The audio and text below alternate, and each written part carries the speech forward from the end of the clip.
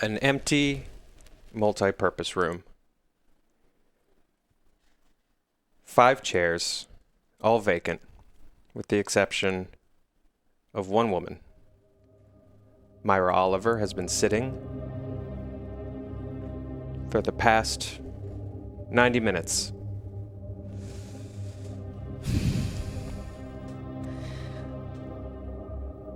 Hello?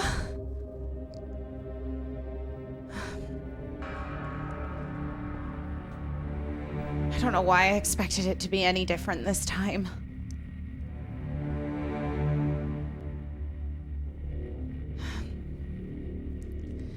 Okay, I guess I'll just continue to sit here in silence then. That's fine.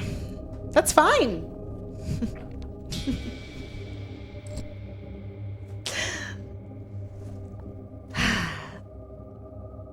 I have plenty of patience. I don't need to talk to anybody. I've spent my entire life, entertaining myself, just writing stories and making things up in my head. So I can wait all day, all week, year even. Just, I might need to have some food or water. How long was it again that a body can survive without any food as long as they have water? What is it? 3 days? 3 weeks? You know, you're kind of making my job, a little easy. There's a man standing in the doorway. Your brain instantly registers the word doctor because of the white coat. I mean, normally I start asking questions before you start telling me how you're feeling or telling me any background. Hi, I'm Dr. Scene. He offers you a hand. Forgive me if I felt the need to keep myself company with the sound of my own voice rather than just sitting here and suffering in silence. No apologies necessary. Absolutely no apologies necessary. He takes the seat facing the 4. Takes a moment to take out his clipboard, check a folder, make a few notes. Myra, welcome to Hastur. I'm so sorry again for the delay.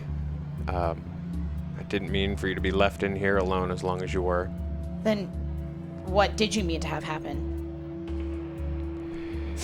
Well, I suppose we should jump into it. We're gonna go ahead and rip a Band-Aid off, if that's all right.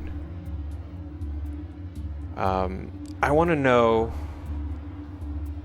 in your own words, as best as you understand, why you're here.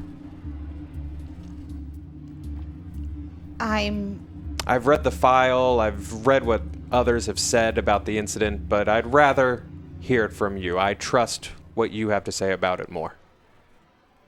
I'm here because I committed, I think that the correct term for it, if I'm not mistaken, is manslaughter, because it was voluntary, but it wasn't premeditated, so it wasn't murder exactly. And I wouldn't necessarily call it manslaughter either, because it wasn't a man. Go on. It was kind of in the shape of a man, and honestly, it was self-defense. It would have killed me if I hadn't fought back. What did it do? It came at me, lunged at me, grabbed onto my arms, wrestled me to the ground, like opened its 2 large, gnarled jaw. It was like it could have just swallowed me completely. But I fought back. I managed to get loose, get away, and I knew that I had to do something. I couldn't run away. So I grabbed a knife off of the kitchen counter, off of the knife block. It was my brother's apartment. I'd been there thousands of times, so I knew exactly where it was. Hey, Myra. Behind Dr. Scene, at the entrance, is your friend Josh, who drove you here, who was allowed to drive you here on the trip, and he looks very uncomfortable. He looks very sort of nebbish about having interrupted this. Say I've got to go ahead and go, okay?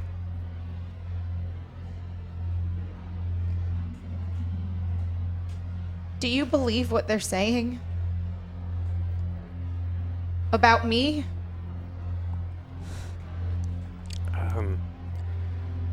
Because I know, Dr. Zine, what people are saying about me. And I understand why they would think that. Because yes, after I killed that demon, it did look like it was my brother, but it wasn't. Or if it was, then I never had a brother at all.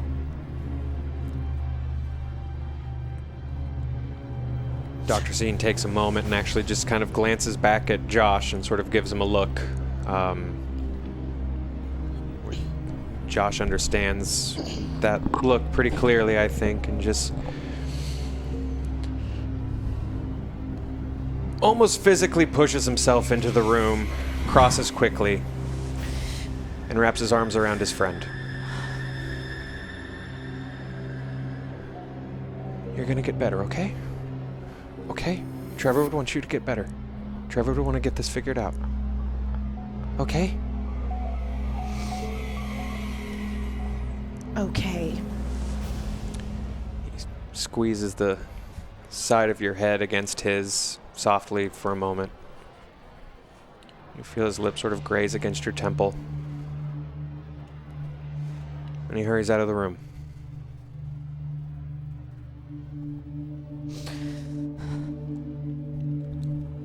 Dr. Scene takes a moment, takes a beat after he leaves.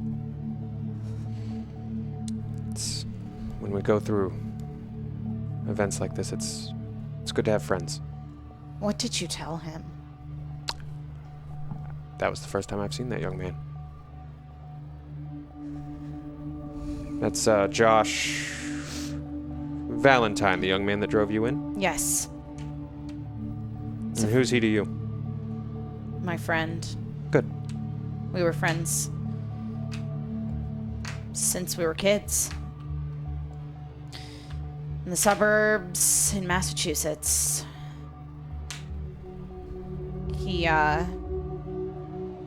I used to make up stories and games that we would play together when we were little. Any come to mind?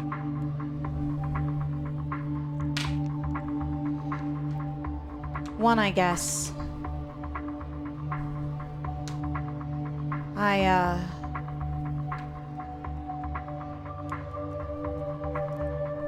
I used to make up stories about a group of kids. I mean, I was a kid, so of course you write what you know, or even if you don't write it down, most of the stories and things that you make up are centered around people. Your avatar would be a familiar one. Sure. We used to play that we were like superheroes, sort of. Like these kids with powers who could see things that adults couldn't. And we had to save the world. Only in those stories, I never questioned whether or not the adults would believe these kids. They didn't really play a part. And you're questioning now? I think I know the answer now. We cut back to the dark. 4 women, group 1. The strange Pyro, who calls this dark her home, Abby Wells, trudging forward in a sickly green glow. Myra finds herself in an ensemble that feels much different from the superhero fantasy she had as a child. And as some of those memories flicker back as you're walking, I want you to roll against your sanity.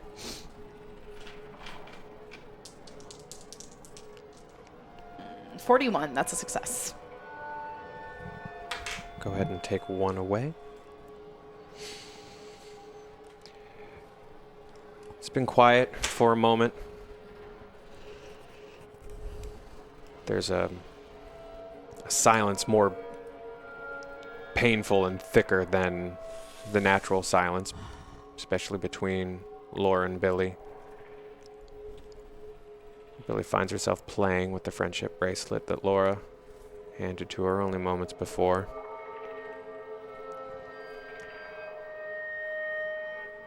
As the 4 of you walk, Riley, will you please roll against your constitution? It's in your characteristics at the top. Okay.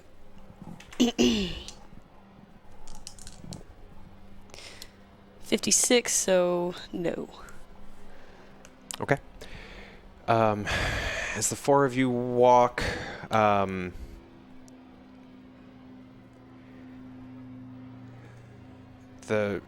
hurt from the claws that ripped into you, it starts to burn. You sort of involuntarily grip with your hand. You find your face sort of contorting in pain as you sort of try to get this burning feeling under control.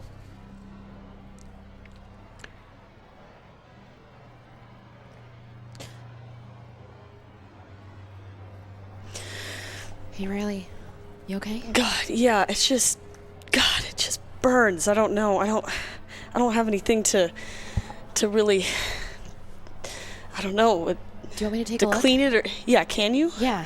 Do you know anything about? I mean, okay. somewhat, yeah. at least if it looks bad. Yeah, just tell me. How bad is it? Is it pretty bad? Laura, as you get closer, your phobia of being contagious and contagions kicks in. So I want you to roll against your sanity as you look at the wound. Okay, and that's the D6? No, no. Your percentiles. 34, and I'm at 42.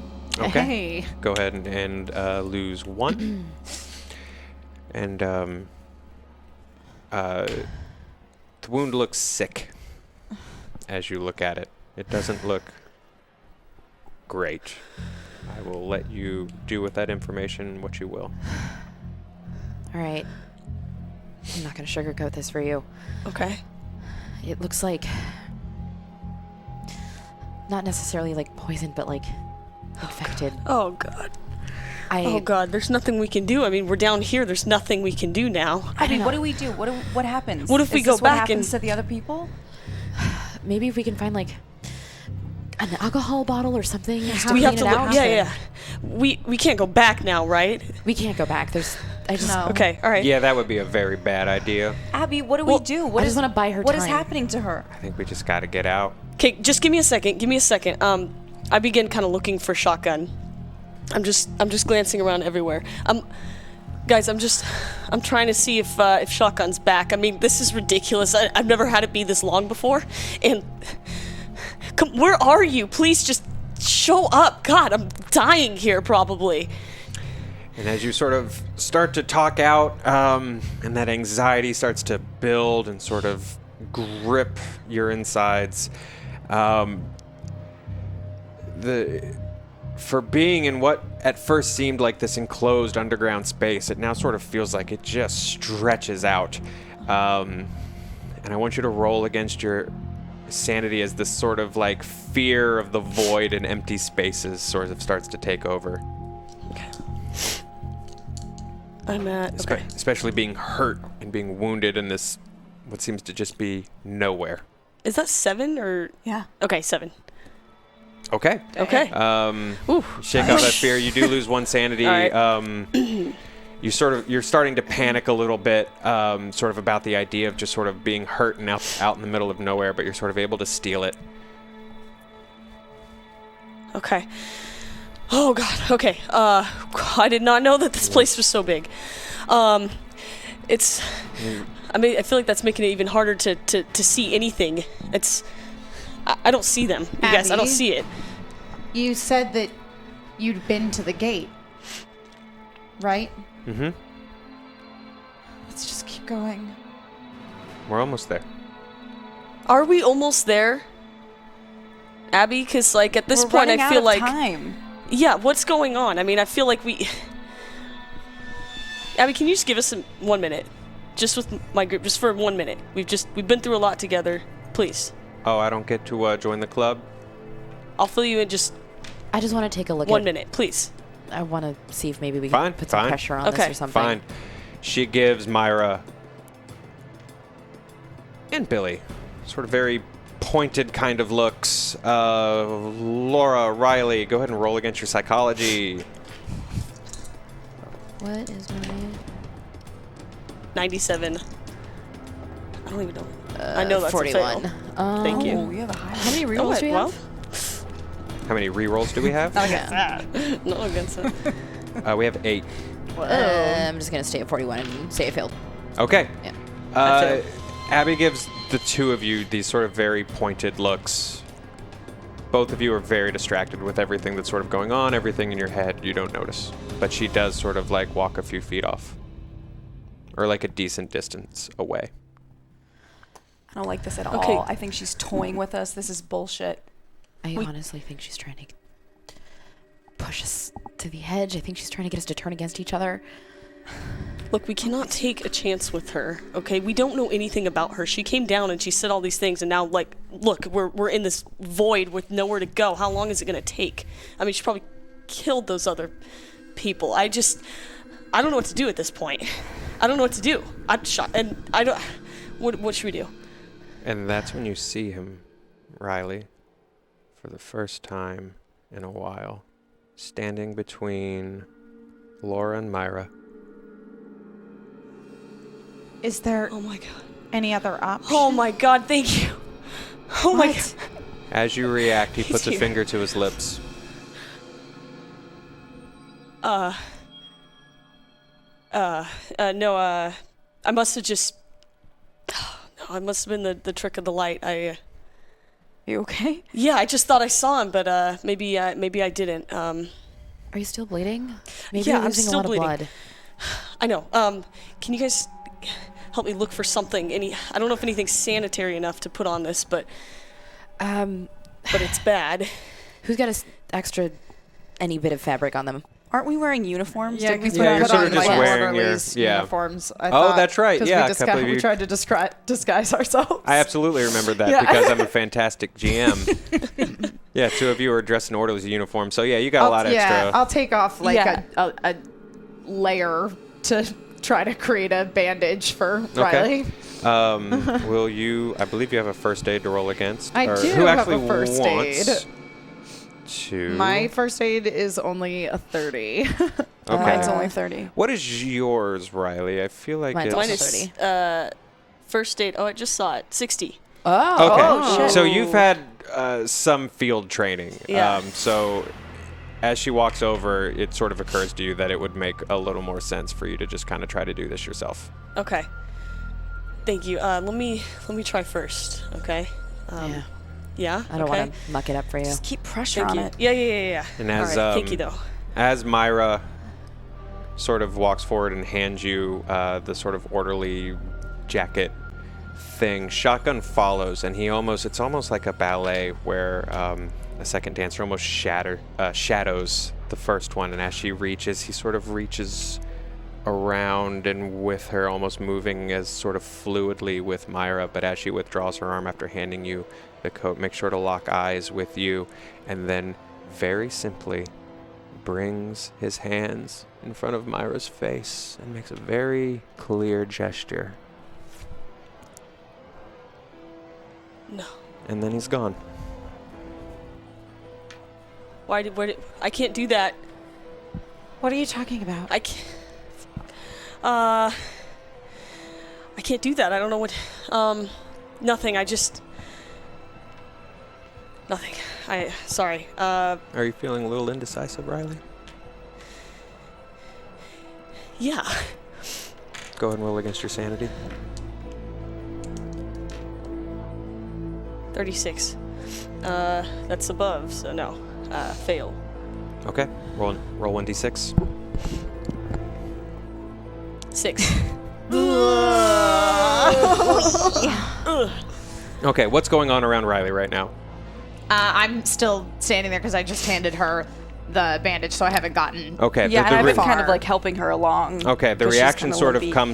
comes this way, Riley. All of a sudden, sort of the shock of seeing what you've seen and sort of being told what you've been told hits you violently. You you shove Billy away as she's sort of reaching here, and you almost like lunge forward, shoving Myra back, almost just to get her away from you. Roll your fighting brawl. Okay. Oh shit, hers is good. I'm so good at finding these. There we go. Okay. 98. Let me do I'm gonna do a reroll on that one. Sure. So I have a pretty good brawl. 3. 3. That's a win for sure. You Holy shit.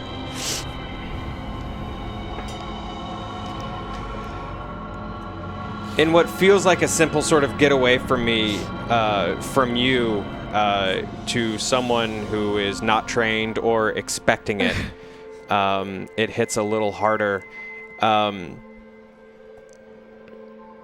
Riley just quickly, like almost just lashes forward and slams her palm just like into your collarbone, both palms, just either side. And as you like stumble backwards, you sort of feel that pain. You lose 2 hit points.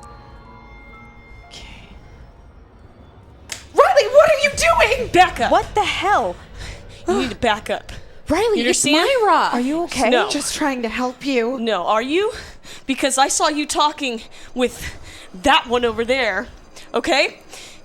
And I don't trust you right now. You need to back up. You understand? Okay, Just okay, trying okay. to find a way out. It's okay, it's okay. Where's This the is- way out? Huh? I don't see know. it.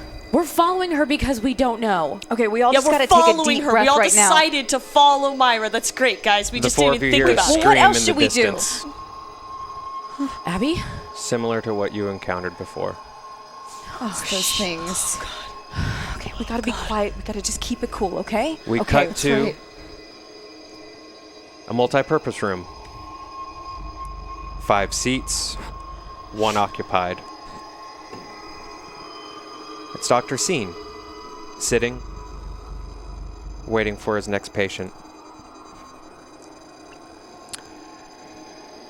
Sort of pull the camera out as we see Myra leaving, waving goodbye to Josh one more time. And as the orderly you'll eventually know as Joey is walking Riley in past Myra.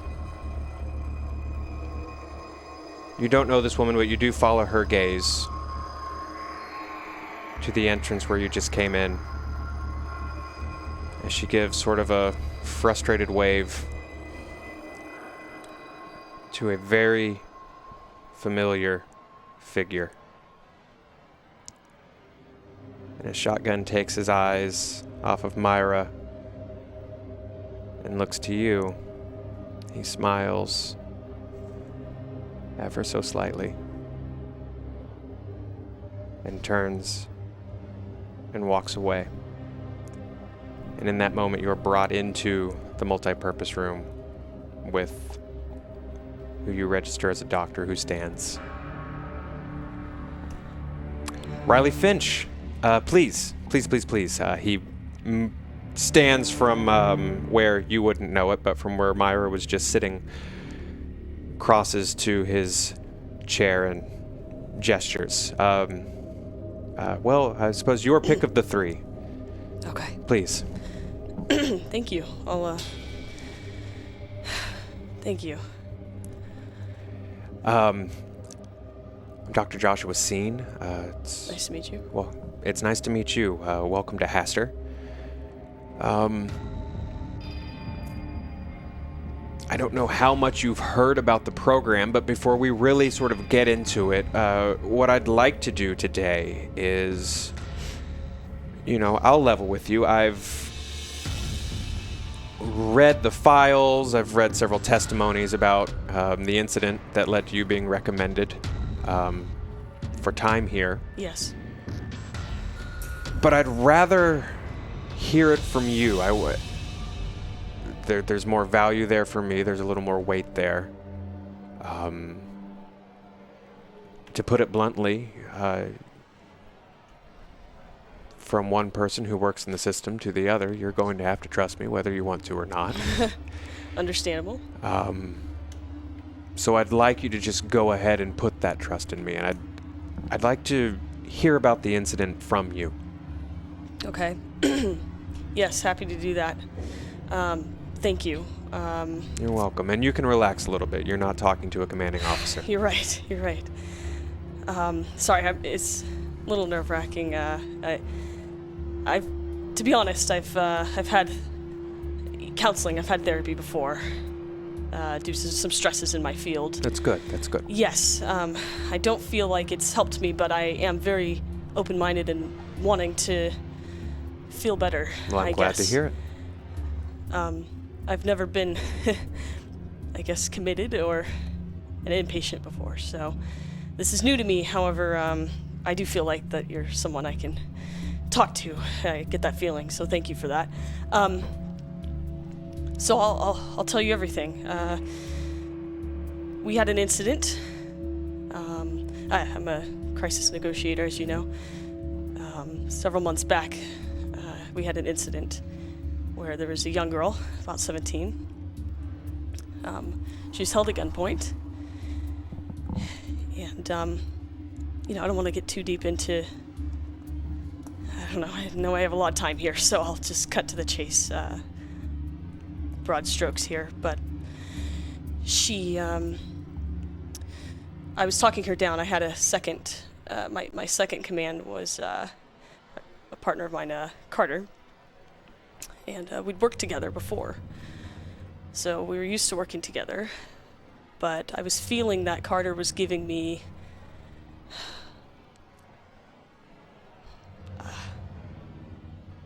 to be honest, I don't think Carter was in the right mind space, and I feel that he was not giving me the correct instructions. He was pushing against what I wanted to do. I didn't want to push our person too far, the person we were negotiating with. I didn't want to push too far, and he kind of pushed me to do something against my own judgment. And this judgment, and I apologize to cut in, this judgment based on this... I'm sorry, again, I don't want to put a label on it, this conscience. Right, I would say it's an intuition. Nothing more than that. It's not something I hear or anything or see. It's just an intuition, to be honest. I say it's like another part of me riding shotgun. That's it. Nothing more than that. The problem came is when we failed at that assignment.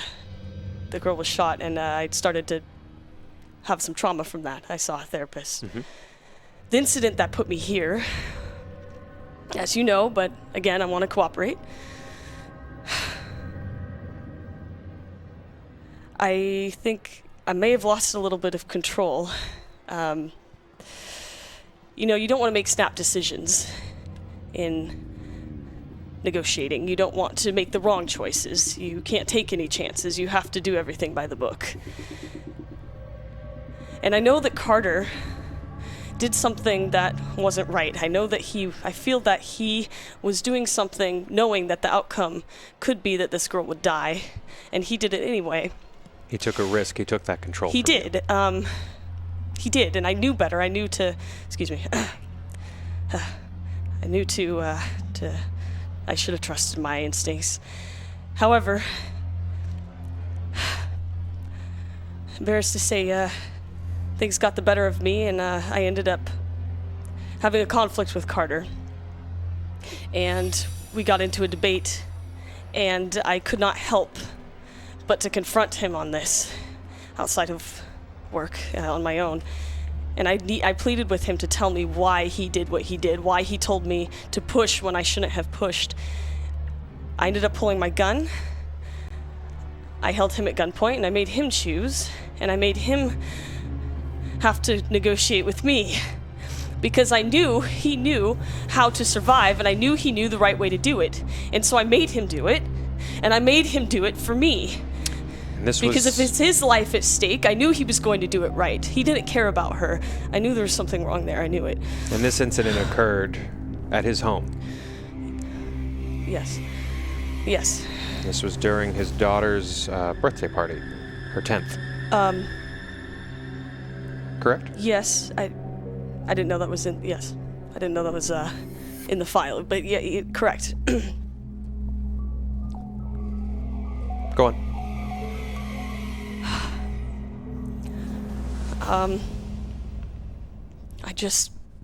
I told him, if it's your life or if it's your daughter's life, do you know how to make the right call now? Does that make any difference?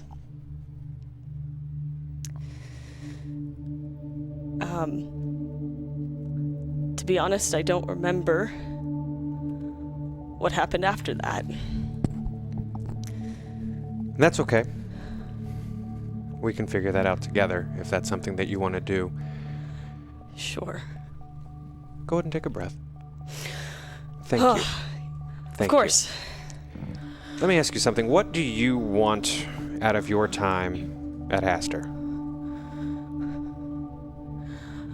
You're not here by choice, but we can make the best of it. I want to feel okay, and I want to be able to trust my sanity. I don't think I am insane, I don't, but I think I just was pushed to a limit. I want to gain control again of myself. And as we cut back to the dark, that limit being pushed again. Go ahead and roll against your sanity. 42. Fail. Roll 1d6. 1. Okay. You have found yourself in a bottomed out, sort of it's getting dangerously close to rock in a way that you have before, in the way that brought you here. You find that you can't really hear what's being said to you right now. And there is a look on Riley's face that communicates to the three of you to maybe keep your distance a little. Please. Really? Look. This place is doing this to all of us. But I need you to remember everything we've gone through together. You're going to use that against me, aren't you? You're using that against me. No, they're trying to use your own thoughts against you. Who's they? They're not here anymore. It's just us. The doctor, all of this. It all led up to this place that we're in right now, this cave where we're trying to escape, it doesn't exist in a vacuum. We didn't put ourselves here.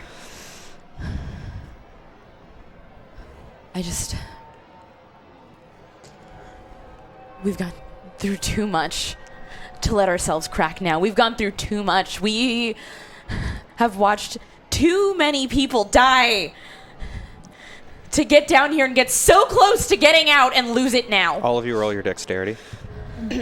That is your top center characteristic. You sure 81. not dodge? Oh, 33. Pass. Ooh, I failed.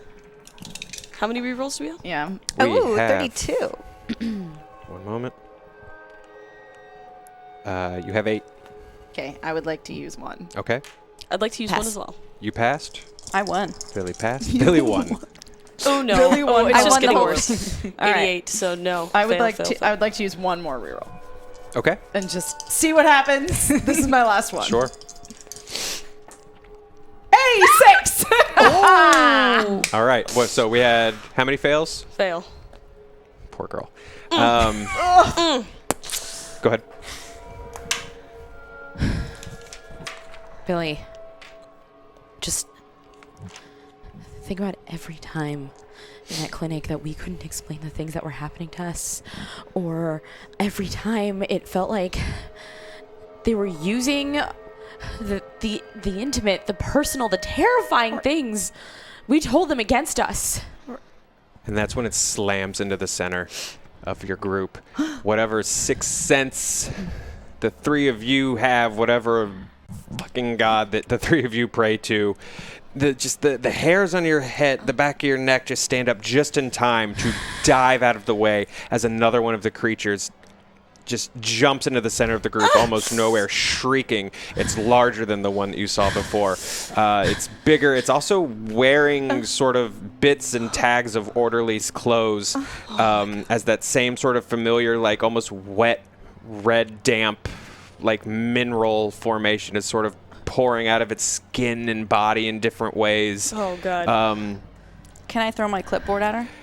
Almost. Unfortunately, it barrels headlong into Riley. And there's almost a blur in this just commotion of movement as the three of you just see it like wrestling and rolling with her on the ground. It knocks you a few feet away, Riley. It sort of like hits you in the head, but not sort of hard. You're able to get out of the way just enough that it just kind of grazes. Your bell's rung a little bit, but you're okay. Go ahead and take 2 hit points off for me. The thing sort of rises and stands and looks at the rest of you, and you recognize... okay, we're going to recognize 2 things. First, Billy... You recognize there's a weird moment where the first thing that you think of, Billy, is being a little girl. You are fresh home from school, your backpack's still on. You are sitting in the crawl space under your house. The broken, dead body of the family rabbit sitting in front of you. You just stare at your hands. And that is the first thing that you sort of think of as you sort of notice that, like, enough of that formation is sort of almost like, almost just ear enough in appearance to, like, make you think of that memory of that sort of, like, blood-covered pelt of that poor animal. Because you have a fear of rabbits. And I need you to roll against your sanity. It's real low. Oh, 2. Oh, dang. Okay, you lose 1, but you're good. You maintain control. And now I need you all one more time, except for Riley. Go ahead and... Well, actually, no. We need to do this way. What is your dexterity? 50. What is your dexterity? 45. What is your dexterity? 20. Okay, that's our... starting from highest to lowest, that is our order of actions. Okay, So who is our highest? Okay. What do you want to do? You feel like you have like a moment before this thing just wrecks you guys. I think I see that Riley's down but out of the way, and the only thing that I have that I'm willing to lose is my clipboard. So I'm gonna try and like almost like frisbee it like towards her neck. Towards the thing? Yeah, towards the thing's Oh, neck. we didn't get to the second thing. It's Joey. It's definitely Joey. Oh. Joey. Oof. So, back to clipboards. You want to sort of throw it at the thing? Yeah, because it's the only thing I have that I'm okay if I don't get back. Cool. You know what? Roll your throw. We rarely get to roll a throw. But here we go. It's not great. Oh, 7. Yeah! Woo! Frisbee. Like crazy. Okay. I'm on fire. You nailed it.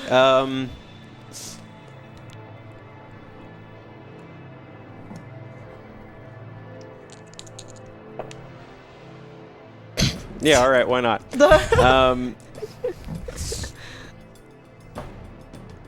All right, this clipboard sort of like, it's just sort of like snarls at the three of you, and this clipboard like bounces off the side of its head.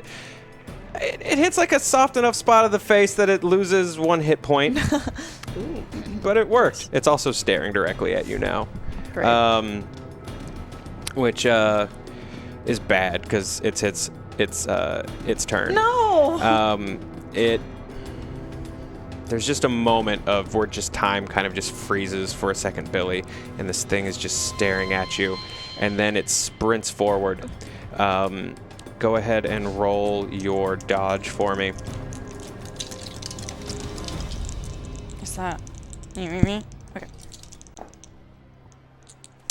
87. So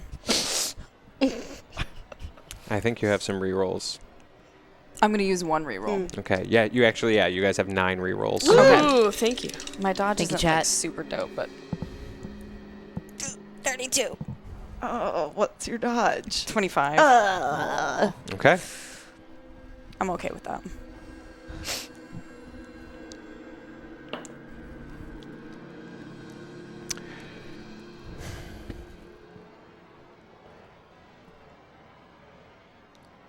I don't know if you've ever been cut, hurt by something. But it's not something that you always feel at first. And as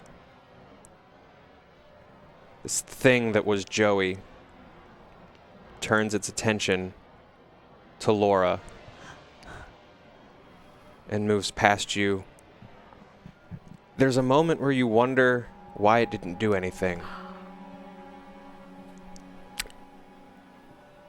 And that's when you look down and you see the red starting to pool Oh, God. around your midsection. Go ahead and take 6 hit points off for me. Laura, roll your dodge. Oh my god. Right. 51. I'm gonna use a reroll. You have 9. 45! You have 8. I'll use one last one. And Do then it, do it, Yeah, do do it, do it. it. whatever I have is what I have. 17. I passed it. As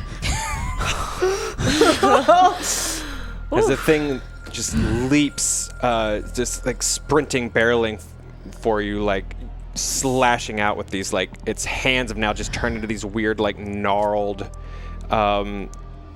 almost like red claws. Some of them are the size of normal human fingers. Some of them are just much larger, almost like some kind of beasts or an animal's. But you're able to sort of quickly sidestep it. As go ahead and roll against your sanity, just the pure fact that this is happening. 8. Good. Good. Good. Oh, Good. Good. good. We cut to an empty multi-purpose room. Laura Morales stands in the doorway staring at 5 chairs. 4 set out together, 1 facing them.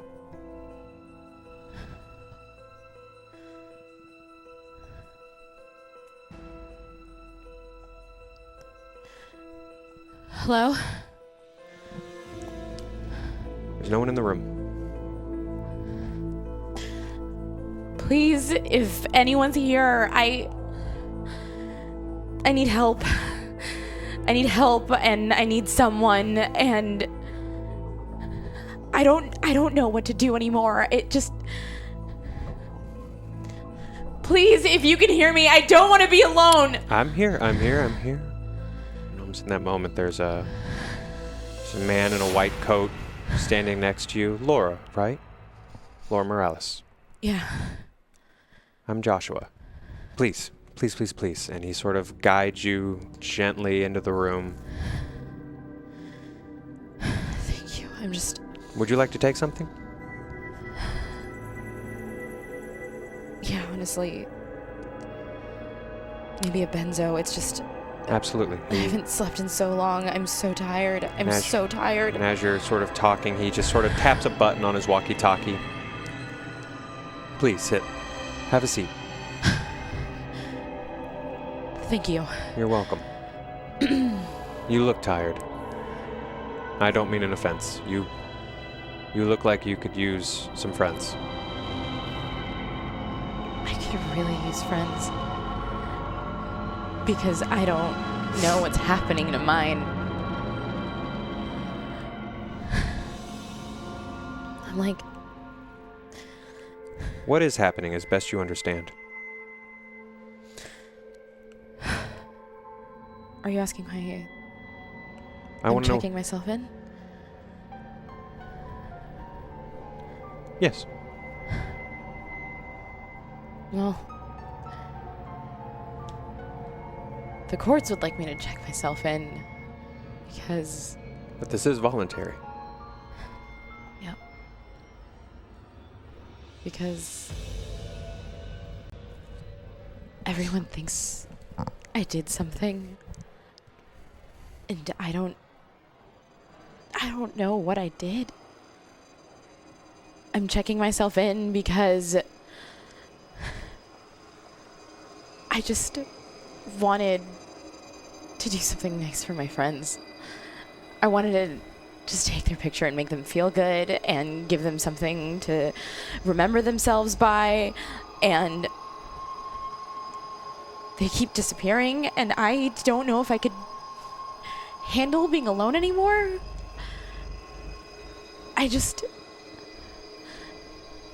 needed to check myself in because I don't know if I'm like starting to believe what they're saying about me, or if I'm just destined to be alone. And if I love something, it's gonna get ripped away from me. I needed to check myself in because every time I try and sleep, I think of being in that red room and knowing that I will remember these people forever, but no one is gonna remember me. As you're talking, the gentleman who you'll at some point know is Joey walks in and very just sort of simply hands you a small plastic cup full of water and a pill. Thank you. He kind of gives you a nod, glances at the doctor, walks out of the room. Laura, I'd like to read you something because I admit you checking yourself in this morning was curious. It was unexpected. I apologize again that I wasn't able to get to you sooner. We've had a few new patients come in today. But while you were sitting in your room, part of check-in is signing off on certain levels of surveillance and observation.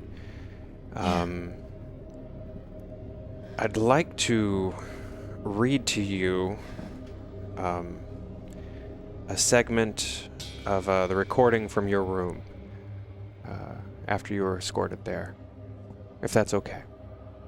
Yeah. I feel like, maybe this can sort of help us get a little bit more to the heart of why you're here and why you chose to fly yourself to West Virginia for help. Takes a moment, he flips his clipboard. Do you hear that? No one seems to. No one else seems to. Every night and even now in the day, a constant clamor of voices and others, grating, dragging, squeaking. It seems never ending and never faulting. They didn't used to be so loud. They didn't used to be so invasive. They didn't used to make sense. I'm starting to understand them, the voices. The sounds don't mix like they used to. It's no longer a low hum or white noise, but something more. It's more complete. It's more human. It used to terrify me. I ran. I hid. I fought back when it became too much. Unsettling, but I feel for them, the voices. It's easy to sympathize when it's a sound that you remember. It's easy. When it reminds you of a time, a long time ago, when you yourself were noise, when you were a part of the clamor. If only they could see me like I've started to see them. If only I could get closer, touch them, touch anything. It's so lonely in this void, in the tunnels, in the ground.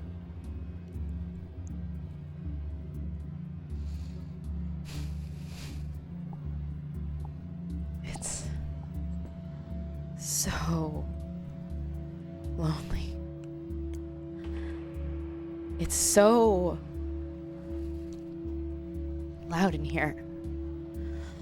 Anytime I'm alone, it's so loud. I can't sleep. I can't think. I need people. I need people to settle it, to make it quiet, to make me feel normal, to make it not so loud. I think we have a program here that could help. Laura, I really do. You asked me why I checked myself in. The last person that made things quiet, the last person that made things not be loud anymore is gone. I checked myself in because no one would take me. I checked myself in because no one cares if I'm here or not, or if I'm crazy. I checked myself in because I am the last person that cares if I'm alive, and I'm so scared that's gonna change.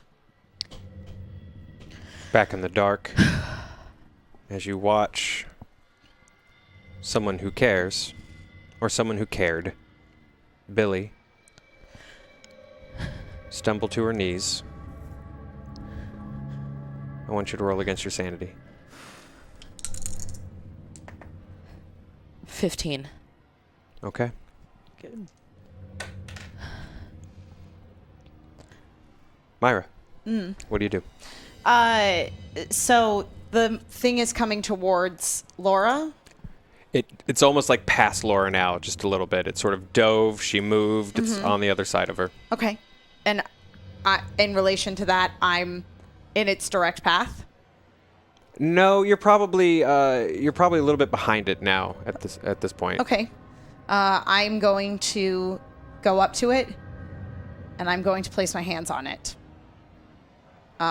Because in the Book of Shadows, I have a spell that I would like to try and use.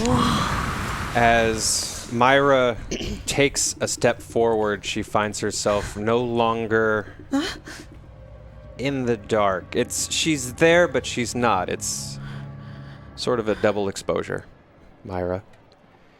And as you step forward, you see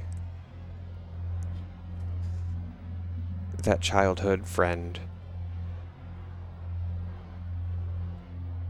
You see Josh standing, sort of almost superimposed where Joey's standing.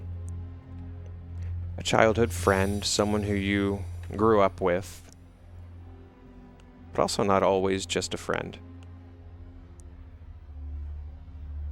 And as you step forward towards him, you sort of feel yourself reciting the words, this bizarre, almost love story that you found in the book. Your skin is like silk, your eyes like fire, your taste is sweet, devouring you is my desire. My lips on yours, the pain will take you, our love will twist, the death inside sings true. Roll 1d6. 5. Take that off your sanity. Yep.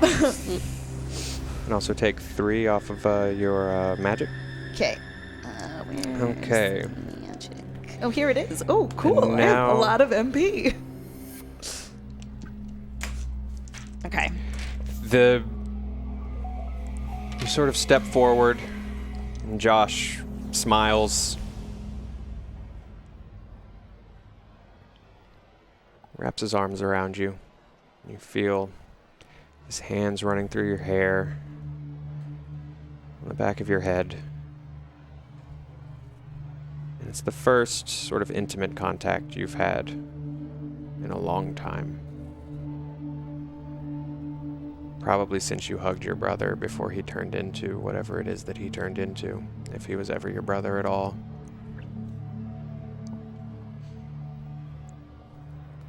And I'll let you take over what this experience is like. I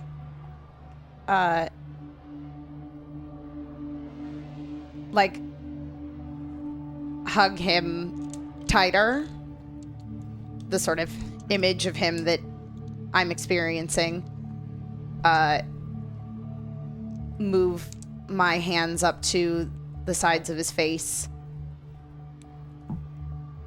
And I look at him for one moment into what should be eyes but are just kind of blank and dead because it's not really him. And I kiss him and then like sort of rake my fingernails like down the side of his face, leaving impressions. And as they do, you hear his voice his voice breaks as he manages to whisper your name almost into your mouth, against your lips, against your tongue. And that's when his hands take your wrists, almost struggling to pull you off of him as his body starts to shake. As he tries to pull away, his eyes almost look in shock of this betrayal that you've turned on him, as his face starts to blister and fluid starts to drip out of his eyes and out of his mouth. As his eyes again, those sort of dead eyes turn into Josh's eyes, those eyes that you knew for just a moment before they just go blank and almost glaze over as he backs away from you. His body racking forward, twisting with pain, with agony, just blood starting to pour out of his orifices, out of his openings, out of his ears, out of his eyes, out of his mouth. The three of you see what was Joey stumble back from Myra the red sort of poking at him, just starting to like melt, this blood and ooze and pus coming off of him as it howls in pain, shrieking. It falls onto the ground, almost into this fetal position, shaking. And Myra, the double exposure ends. And you find yourself standing over what was Joey.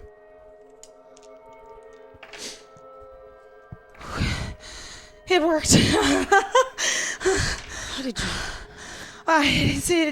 It was in the book. In To clarify, the three of you saw her make out with a weird monster thing. in the book. The book told you. It told you to. It was a spell, or I don't know. It was a poem, and I had a feeling that it would work, but I don't know how long it's gonna last for. So we need to go. We need to keep moving now. I trust you. We have to go. I can't feel my hands. Billy. Oh God. Billy, Oh, roll God. against your constitution. I can't feel my hands. Roll against your constitution. 22. So just under. Okay. You're staying with it. You're starting to see several of your friends, but you're sort of trying to breathe through it and stay with this as your vision's starting to blur. You're sort of starting to feel your skin sweat. Stay with us, Billy. Gotta get out of here. Tell Abby she's gotta get us out of here now. More cloth? Do we have more cloth?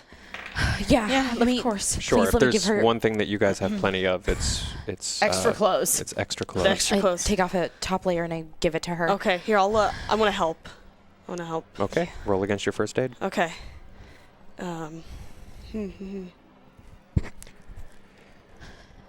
It's okay, Billy. We're gonna get out of here, Billy. I'm just kind of like okay, 47. So yes, That's a success. success. Right. Just Our first aid is double-checking good, first 'cause aid. it's Yeah. on, like, Oh no, 60. wait. Yeah. I'm Yeah. good. Okay. I'm kind of like just in what's it called, like in the mode, right? Crisis mode. Yeah, just Yeah. You're Right, there. You're so- in the zone. in the zone. Okay. I want to go ahead and get 2 hit points back. There's some time. It feels very white knuckle. It feels like a long time passes for the two of you as you sort of watch her work on Billy. But eventually, Riley, you sort of sit up and slowly help your friend to her feet because there is no other choice. How do you feel? I'm fine. Let's get out of here. It hurts to stand, it hurts to move, it hurts to breathe, it hurts to think. Riley, roll against your sanity because that was a big choice you just made. 88. Oh Lord. Roll 1d6. 6. I am Oh. losing it. Okay. Even as you sort of help Billy stand, Riley, you feel this just flash of anger as all this sort of like just stress that you sort of put behind the door, you know, then sort of pushing against as you sort of did your best to focus to help her, to help to close this wound that's definitely going to need surgery sooner than later. As soon as it's over, that adrenaline goes away and just all of that pours out and you just feel anger at these three. They are the reason that you're in this situation. They're the reasons why you're having to do things like take charge. And even though you're useful, you're helping, you know that the three of them sort of see you as this fifth wheel to this group. You're angry, you're furious, you're pissed off. Okay, look. I can't do this anymore with you guys. Everyone needs to be honest right now. First of all, you had this spell for how long? You said nothing about it. We just fucking found out right now. I didn't What know is that? if it was gonna work. I can't explain why I okay, can read Myra. the book. Great. Awesome. What the hell did you just do? Sidestep the whole thing? I don't understand, you guys. I can't do... If we're going to move on, I don't think we can move on. Okay. If we're not going to be honest with each other. You you wanna understand know that? Abby why? pushes through the middle of the group, even as you say, do you want to go why? And just says, walk and talk. We got to move. There's more. Do you want to know why I didn't use the spell in the Yes, book? I want to know why. Yes, I do. Because when I looked at the book, when I read it, I knew that one of us doesn't belong here. And I'm starting to think that maybe it's me. I can read the book. I knew it was a spell. I can't explain why I know any of this. My brother turned into a demon, and if I'm truly related to him, because I know that thing I killed was not the brother that I knew him to be. I know it really was a demon, and so maybe, just maybe, I'm something like that too. A demon? Or something. I don't know. It was some sort of monster, and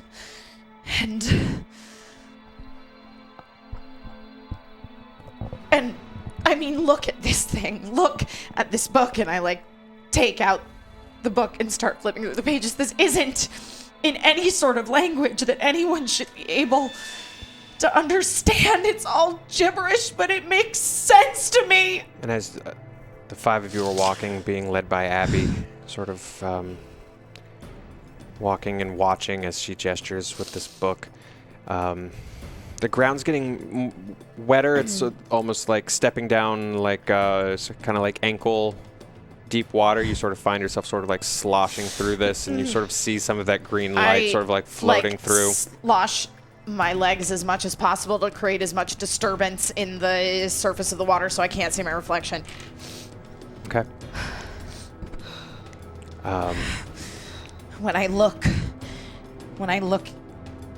at myself in the mirror, ever since it happened, ever since I showed up that day to my brother's apartment, I was just supposed to be picking up his extra set of keys because I was a moron and I'd lost mine.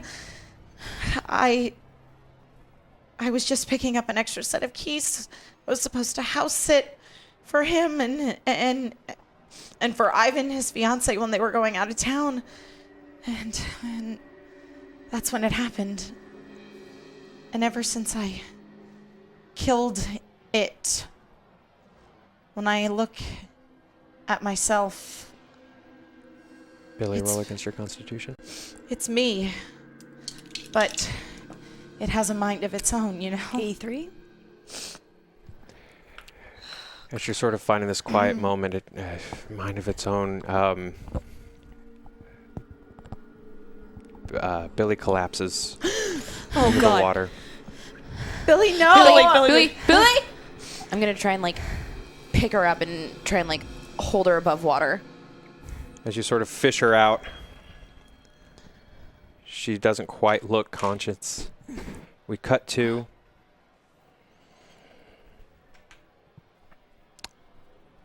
a single room at Hastur with a bed and a chair. Billy Hunter sits on the edge of it. Apparently someone is in meeting with the doctor right now, and as she sort of waits her turn, the door's open.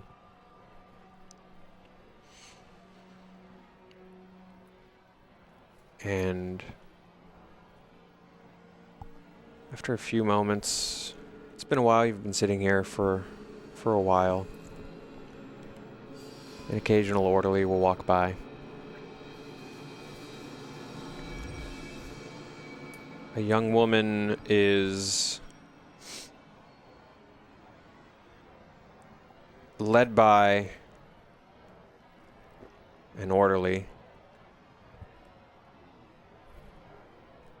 past your doorway, a woman who you'll eventually meet.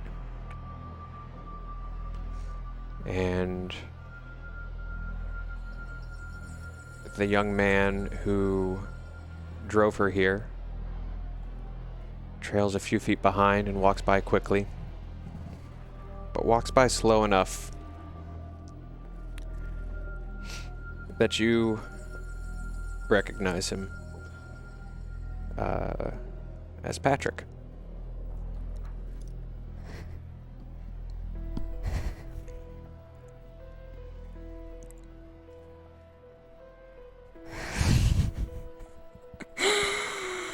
Oh, man.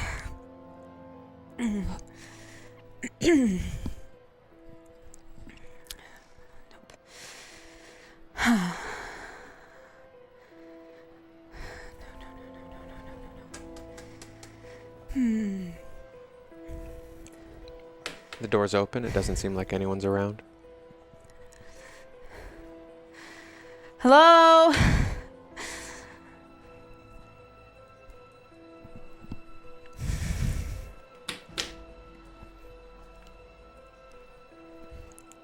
A little more time goes by. And then finally, a gentleman in a white coat pokes his head around the corner. Miss Hunter, Billy? Yeah. Are you okay? You look a little frazzled. No, I'm fine. You're sure? Yeah. Do you want anything? No. Thank you. I'm Dr. Scene. Hi. May I have a seat? Yeah. Doctor sits on the chair in the corner of the room. I wanted to sort of take a little bit of time, make some introductions between the two of us. Now, I've obviously read up on the unfortunate circumstances that brought you here. But it's important to me that I hear them from you. The one point of view that I have not gotten from this story is, to me, the most important one. Yours. Okay. Can you do that? Yeah. You were, you're a paranormal investigator? Is that correct? Yeah. What does that entail? Me and my boyfriend, we go around and we go to locations that have a lot of reported spirit activity or ghost activity, and we try to document it and get proof of it, to show the rest of the world. And we really love it. It's really important to us. It's fun. Have you ever found anything interesting? Yeah. Oh, yeah. There's a lot of good stuff out there. We have a lot of really cool technology and tools now. So we do that for our show. That's what we do, or that's what we used to do. Well, you were celebrating. Well, sorry, I don't want to put any words in your mouth, and I'm not really interested in paraphrasing your statement to the police. You were in a motel. Yeah, me and my boyfriend were at this really shitty motel in the middle of nowhere. We were about to investigate in this tiny little a shitty mining town in California, and so we were traveling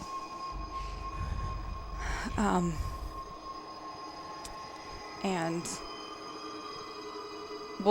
before I was with Alan, I was a long time ago, I was with this guy, Patrick, and it was a really tumultuous relationship. It was really unhealthy, and I've had a lot of problems with him since the breakup, and there were some police reports filed, right. Domestic disturbances. Yeah, and Alan, was aware, and he was just abusive and terrible and had a temper, and when I was finally able to sort of break free of that, he, wasn't able to let go, I guess, and so we've had a lot of problems with him, and we were in the motel, and it was late, and I was taking a shower while Alan was just watching something on TV. It was really late. We were about to go to bed, and I kind of heard some noises, but I thought nothing of it. I thought he was just watching a film, but then it started to get louder. I heard, like, it sounded like maybe he had dropped something or tipped something over. So I peeked my head out, and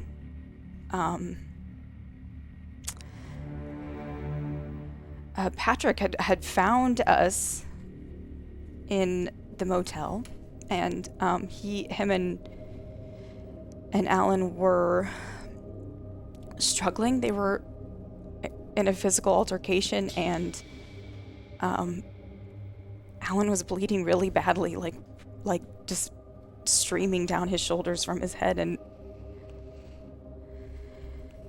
I ran out, and Patrick grabbed the lamp from the side table and hit Alan with it, and he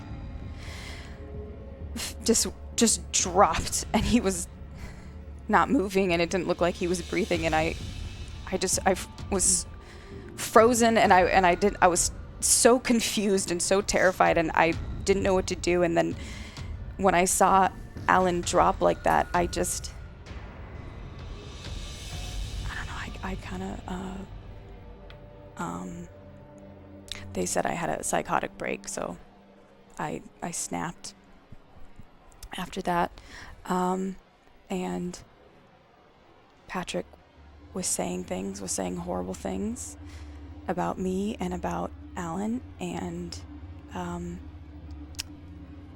so I rushed at him, and I crushed his trachea with my hands, and he died. And how long you were there before they found you? Almost 2 days. How long did that feel like? I don't remember. Cut back to the dark. Billy's sort of, her head being cradled in Laura's hands, and Billy, your eyes sort of start to focus. And the face that sort of comes into to focus for you is Alan. Billy? Like, stay with me? Hey, look at me. You scared me a little bit. Hey. And he holds his hands out to yours. And he pulls you standing. What are you doing here? Babe, I'm here for you. I'm always here when you need me. You know I got your back. I'm not just gonna, like, bail on my girl. That would be fucking lame. I missed you. I miss you. We can fix that.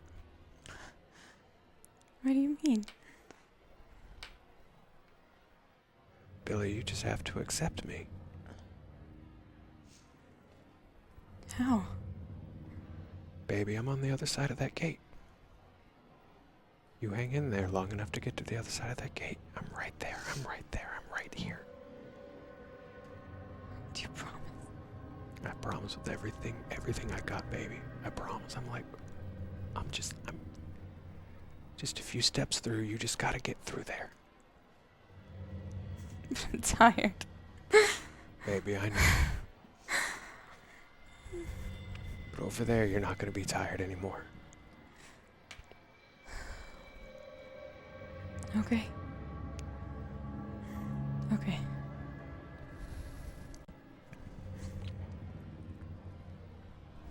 Billy's eyes sort of flutter open. Her breathing is ragged. It's hard. She's sweating. She sort of feels hot to the touch. Come on, Laura. Billy. How you doing? I don't feel good. Do you need an arm? Sure. All right, come on. Just a little more. Just put your arm over my shoulders, okay? Okay. Just put your weight on me. She sort of struggled to help her stand. The four of you sort of, in this moment, sort of notice that Abby is just standing very still just ahead, her back to the four of you. Is there something wrong? Not yet. What do you mean, yet? We're here. Doesn't This look is the like gate? anything. She sort of turns behind and reaches out a hand, almost gesturing to join her. I walk up to stand by her. And even in that short distance, the green light is almost changing, and the fog of war is almost starting to clear a little bit. It's not bright, it's not daylight by any means, but that sickly green light is just starting to cast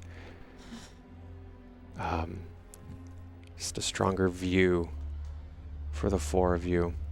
And in front of you is a lake. You can see the ends. It's not endless. It feels like, maybe a 20-minute walk that way, a 20-minute walk that way, and you'll sort of find the ends. And at the center of the lake is the tree. Nasty, gnarled, old, angry, sickly, overwhelming. The aurora shifting and dancing around its branches. It's the way out. The tree? Yeah. If I'm interpreting the story right, the tree is what's left. And as you sort of start to explain, Myra, the story almost takes on a life of its own, and you find yourself in that double exposure, standing on a beach. The waves rocking in, the storm clouds overhead, that green light. Ahead of you, a city. And you see in front of you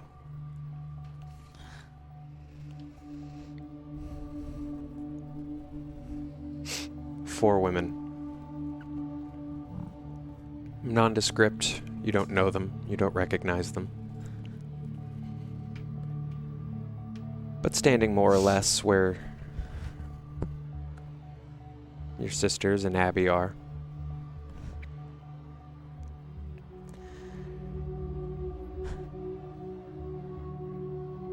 And the words rush into your brain. Again, the story of the sisters under the aurora tree. You were the ones that came before, weren't you?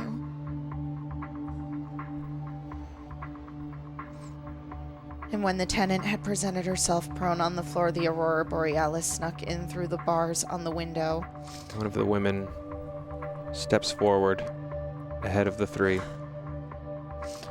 And the Aurora slithered on her horizons like a disease of the moonlight, afraid of a kind word in an empty room. As the light wraps itself around her. And the Aurora became the sister with wide, believing eyes as she descended in the colors of the north. And she woke her sisters from the dead of dark, which had become their world. The fourth sister burned from fingers, teeth, and rage. The Aurora and her two sisters descend on the fourth suddenly, like dogs. Hugged in crimson acrylic, indistinct and forgotten, flowing liquid like a painter's water. The Aurora sisters' hair fell like a neon weeping willow. Every strand pricked and parted to break the false eyes of the tenant. The green glow growing brighter and brighter around the Aurora sister. Fourth sister staring through the water as the chosen parade into the Aurora tree. The dead light beneath, eyes wider white, swimming, sunken, and the Aurora tree stayed to mark the place where three began. and one ends. That double exposure sort of starts to fade away from you, and Abby, now turning and looking at the four of you, nods. Well, it's time to make a choice, ladies, isn't it?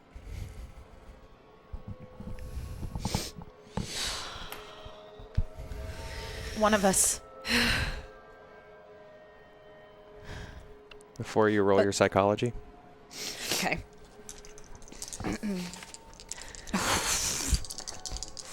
Oh wow. 25, and my 28. psychology is 25. That's a success. Success. Oh, 18, and my psychology is 47. Nice. Oh, shit. Oh no. I got a 97 and mine's a 10. Do we have a? Can I use a thing? We for have 14 rerolls. Oh my gosh, let's do Thank it. you, Jet. Thank you. So 95. I'm gonna use Yeah, go Might for be it. getting another. worse. Yep. I'm gonna use one more reroll. Okay. I want you to make this. This Me would be wants me to amazing. make this. Fucking hey, Christ. It's okay. I mean, no, I don't pass. I got a 47. Riley, did you I pass? passed. The three of you see her fists ball up.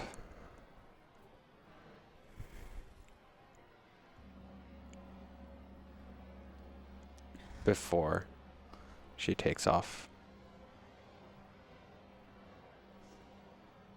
for Riley. And with that moment that you've won with that successful roll, with that feeling that Abby's about to make her move, what do you do? I'm going to lunge for Abby. Okay. Go ahead and roll your fighting brawl. Where is it?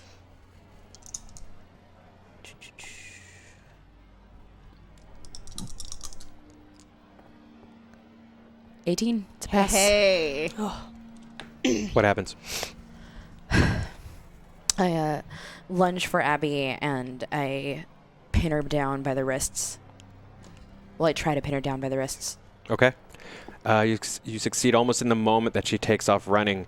You jump forward and almost just like spear into this girl. And as she hits the ground, you struggle, the two of you sort of rolling, the water like sloshing and covering you, soaking the both of you. But you come out on top. You sort of come out, your knees sort of clinched in on the sides of her hips and you pushing down on the top of her arms. Her head in the water. I don't know you. I know her. I lived through some shit with her. I don't know you. She's just snarling and growling and struggling under you, trying to break free.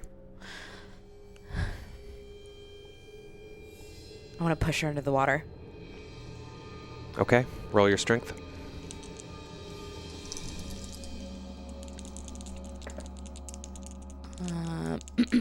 What is my strength? Oh, 65, 75. I'm going to use one reroll. Ooh. Well, I failed that one. You have 12 rerolls. I'll use one more. 15. Oh, Pass. It's quite a thing, feeling every bit of strength that a human has in their body lashing out at you, struggling out at you to survive. It's a hell of a thing. But even as you push Abby's head under the water, as her eyes stare with hatred back at you, it's also a familiar feeling. Moments pass. Her body jerks one final time. And then there were 4.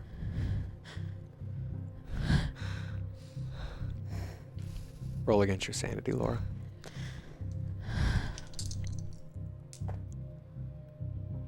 $39, and my sanity is at 41.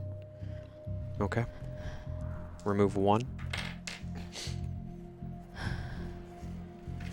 Laura. I couldn't let her take something else You from did me. what you had to do.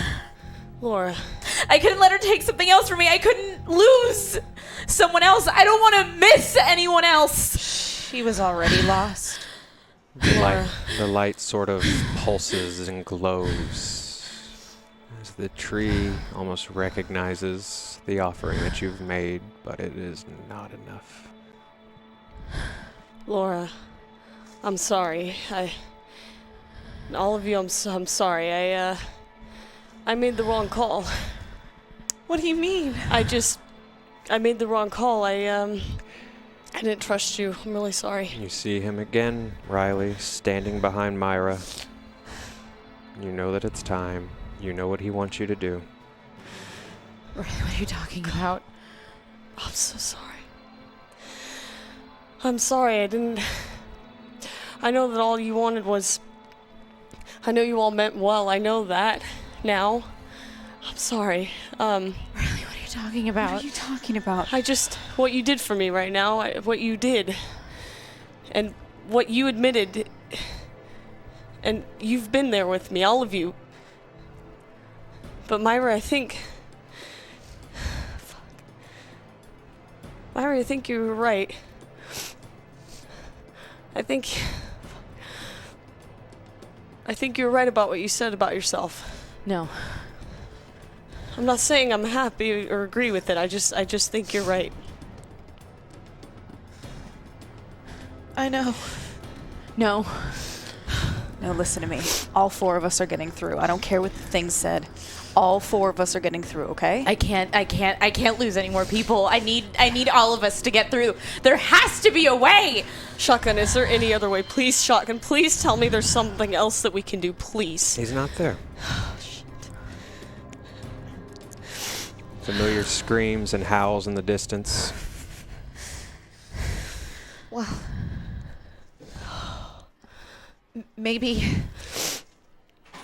I can't. if we just get to the tree, for starters. Okay. Let's just try something, Okay. please.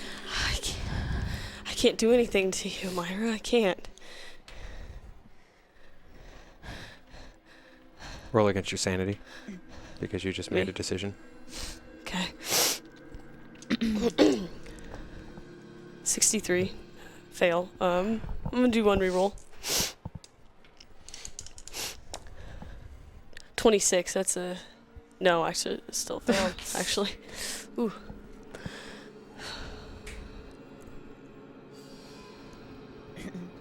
Roll 1d6. 1. Okay. You're a mess. You're uncomfortable. You're not sure, but you're sort of like holding firm for now.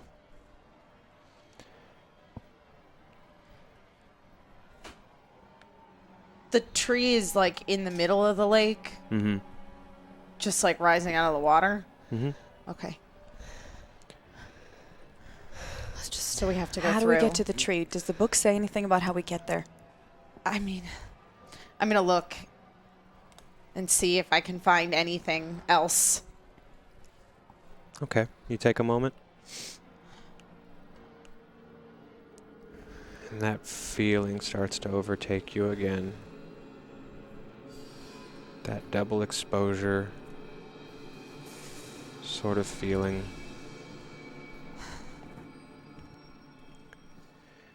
You hear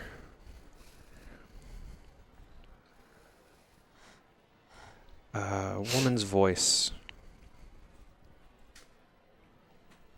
She's standing behind you, resting her head on your shoulder. She feels warm, she feels familiar.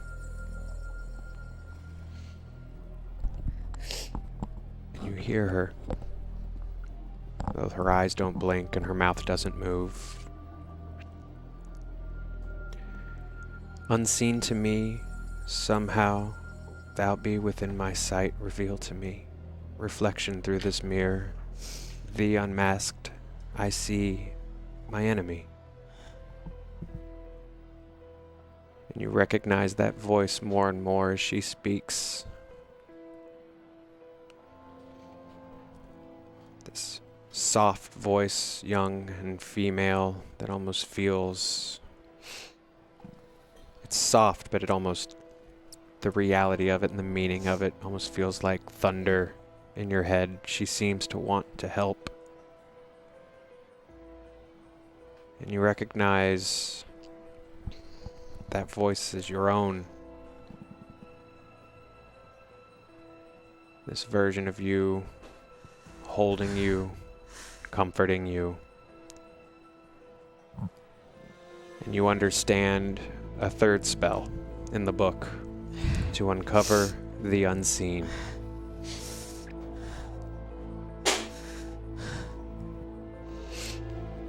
And you need only look down into the water, into the mirror, to cast it. I do. I look down. And for a moment, as you look down into the lake, it seems impossibly deep.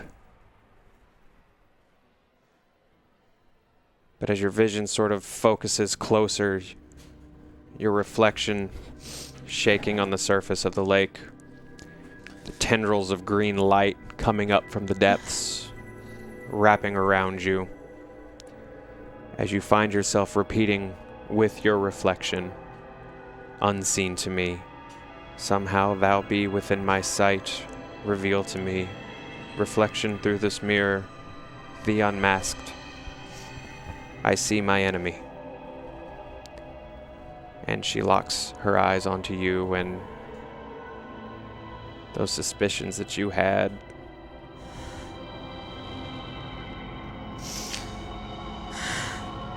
you see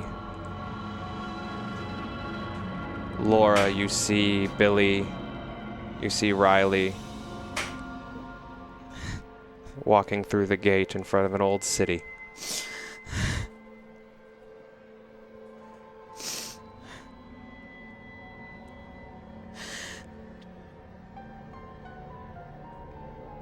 I can get you out of here.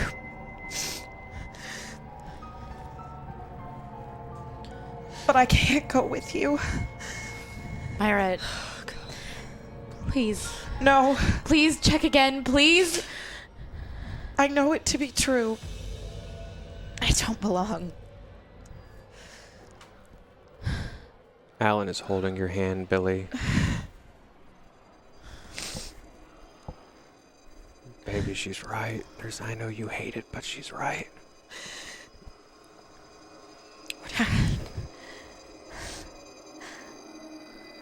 You want me to do something to her? I just need you to accept me. That's all. You know me, baby. I have to get through the gate. I know. I have to get through the gate. I don't know how to open it. The lights are starting to glow brighter. I know that I'm the key to doing it, though. And I have to stay behind, so what do you want me to do?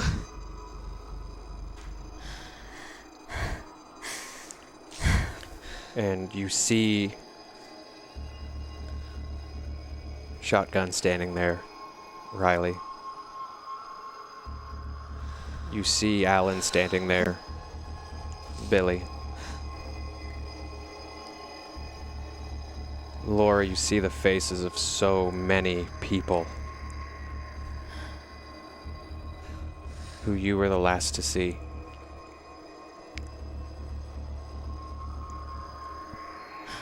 And they're all telling you exactly the one thing that you have to do.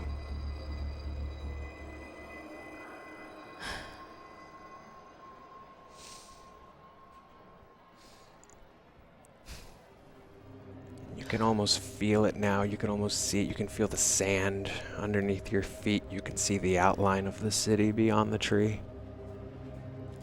But it's not there yet.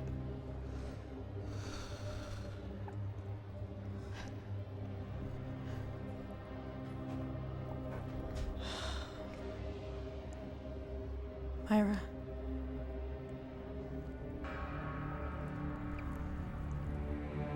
I'm so sorry.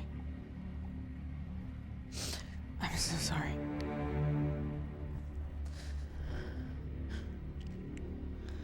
Can I go to her? Of course you can.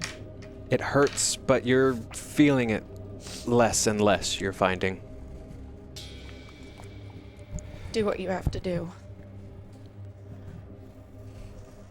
I have to get through. I have to get through to the other I side. know. You know that, right? I know. Laura, I want you to. Riley, as Billy crosses the water towards Myra, that green light starts to grow brighter, and it starts to, these tendrils of light start to form and focus themselves around Billy. And you actually start to see her hair lifting off of her shoulder, lifting off of her back, sort of moving in every direction.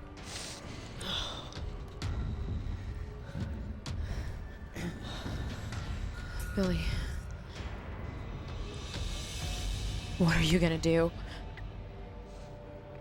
If I wanted to do something, do I need, like, can I, because I have a pen. I still have a pen. Tell me what you want to do. I would like to stab her in the neck. I have to get through. I'm bleeding out. Myra, are you going to try to stop that? No. Then you don't need to roll.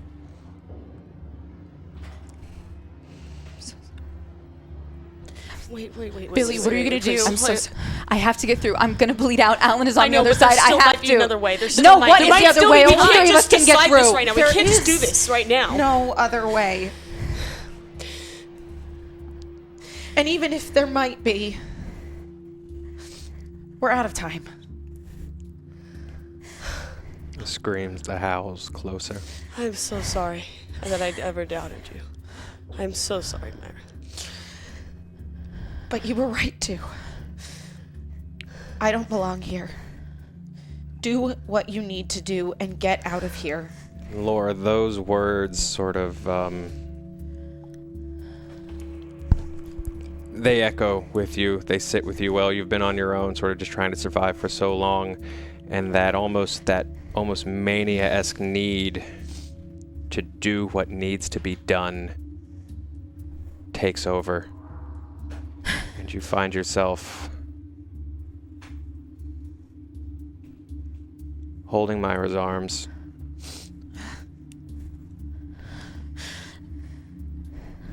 I'm so sorry. But I have to do what I need to do. Oh, God.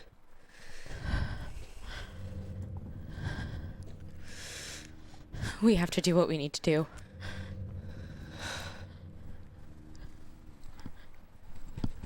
Okay. I'm so sorry. I'm so sorry. I'm so sorry, Myra. I'm so sorry. And I stab her in the neck.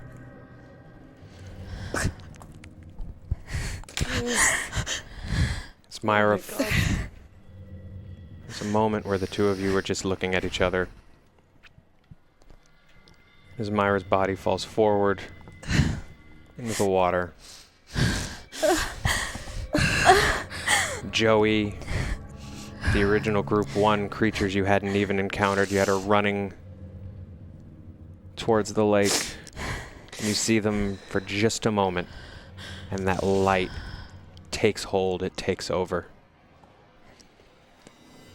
And the three of you find yourselves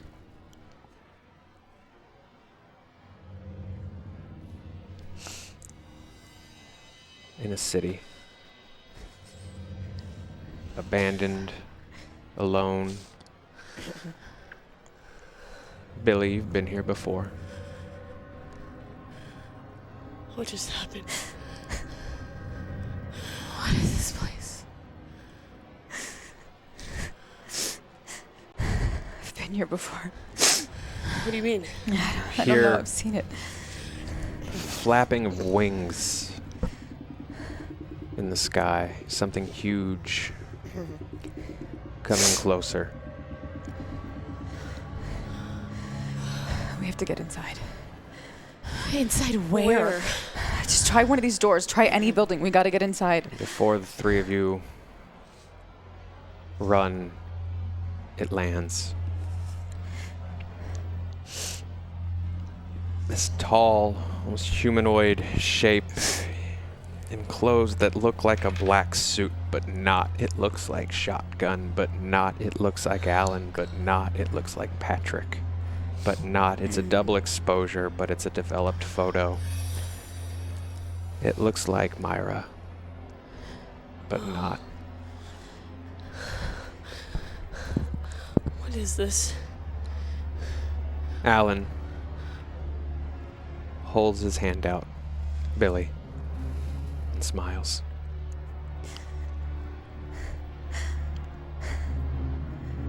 I did it. I got through. You did it, baby. You got through. Baby, come here. Baby, come here. I'm going to go to him. The two of you see Billy walk towards the creature as it takes her hand. The two of you look up and you see above you in the sky, upside down, almost like rain about to fall onto this weird, bizarre, drowned and lost world. Your cities, your Massachusetts, your Los Angeles.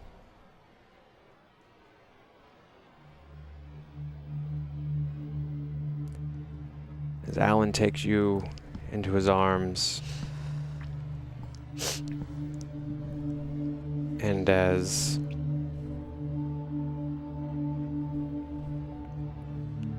Shotgun beckons you forward, Riley,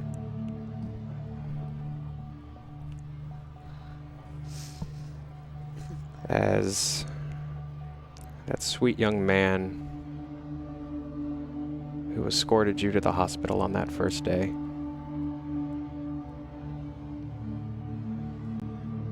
takes Riley's hand into one, gives it a little squeeze. You see Shotgun for the first time. You've seen him before. You've seen that face in every face that you've ever taken a photo of.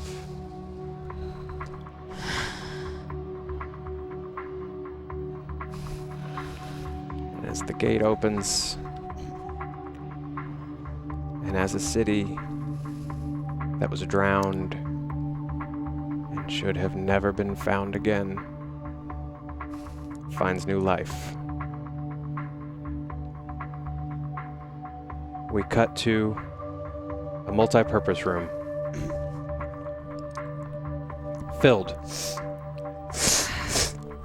4 women in 4 seats.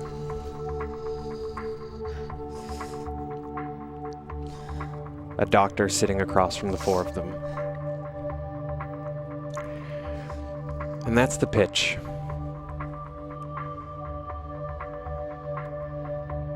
I know it's a little bizarre. I know that it's not the one-on-one therapy that you've been used to. But I firmly believe that alone, you're lost. But together the 4 of you can do great things, necessary things. The 4 of you can open this door together.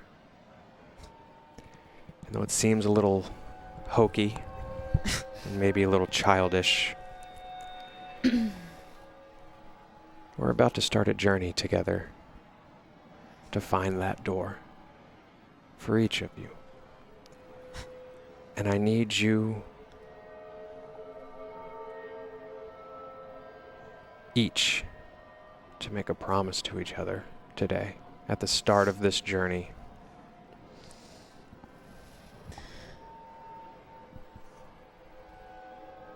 Just to be clear, we're talking about like a metaphorical door, not like an actual door.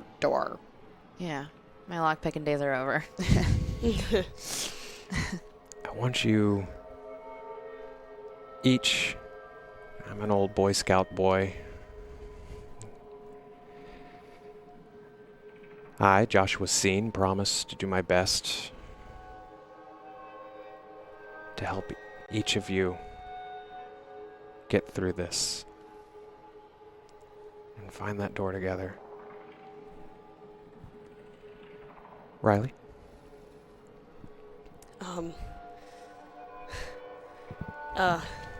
I, Riley Finch, promise to do my best to recover and, I guess, find this metaphorical door and to support each of you on the way.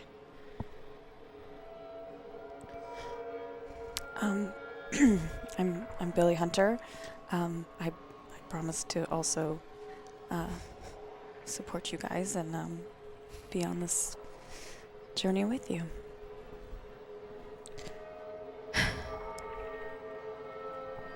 I, Laura Morales, promise to do whatever it is I need to do to make sure we get through this together.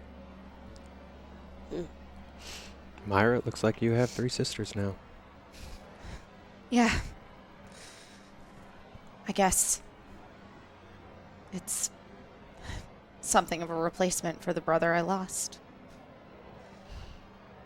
I, Myra Oliver, promise that I'll do whatever it takes for us to find a way out of this together. I'll leave the 4 of you to take those first steps on your own. I'll see you at dinner. As Dr. Seen walks out of the room, the 4 of you find yourselves together for the first time, alone for the first time. What are you in for? And that is where we'll end the 4th volume of He Left It Dead. Thank you guys so much. I'm so sorry.